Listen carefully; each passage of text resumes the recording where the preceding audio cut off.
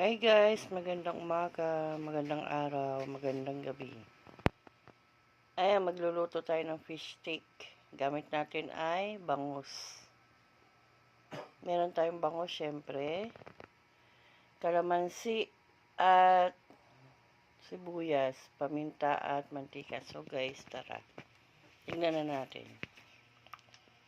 Una, kalamansi guys. Mamarinate natin sa kalamansi at toyo. Kasi toyo natin. Kasama yan guys, toyo at pamintang durog. No?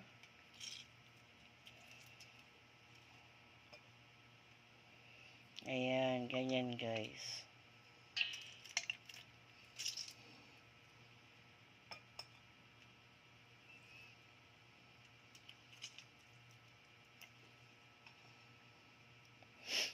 Masarap to. Yung iba bang pwedeng gawing fish steak din.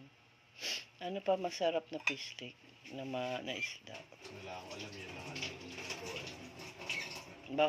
Bangus lang. Siguro tuna, pwede. Pwede tuna steak, gano'n. Siguro. Hindi pa na. Pero usually bangus talaga yan. Bangus lang. Milkfish yan sa English. Yung mga iba nating nanonood na subscriber natin na foreigner, milkfish. Meron din sa Thailand yan. Kung wala naman kalamansi, pwede namang lemon. Basta something maasim, citrus, yan. Pwede nyo ilagay. So, nilalagay na siya ng paminta o black pepper.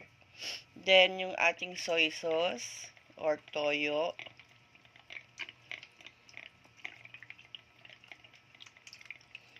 Yan. So, ibababad natin, mamarinate natin yan.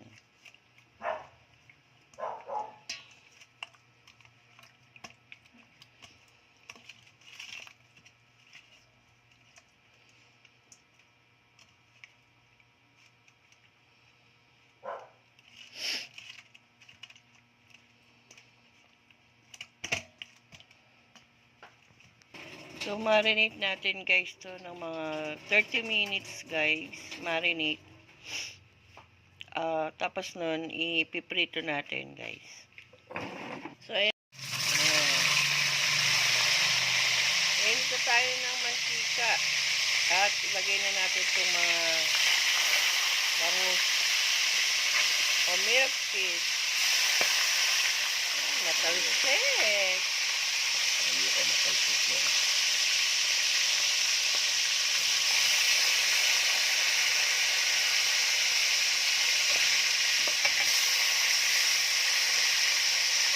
Yung sa ununan.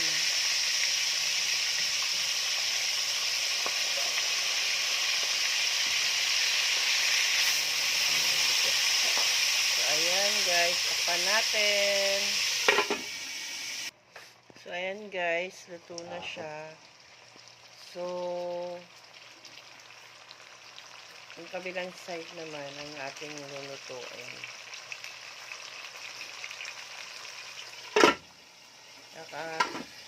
Iwas lang tayo. Ayan na guys. So, lagay na natin yung ating pinagmarinitan.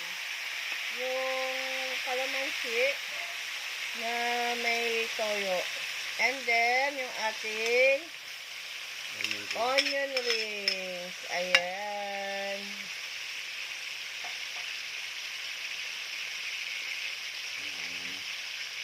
Ayan na guys. Yan na yun. Konting pakulo lang tayo. Yan na yun guys, yung fish steak natin. So guys, salamat sa panonood. Please like, share, and subscribe po. Maraming salamat. Paki-share nyo lang pong ating video para sa more nating menu for everyday. Salamat po. Bye guys.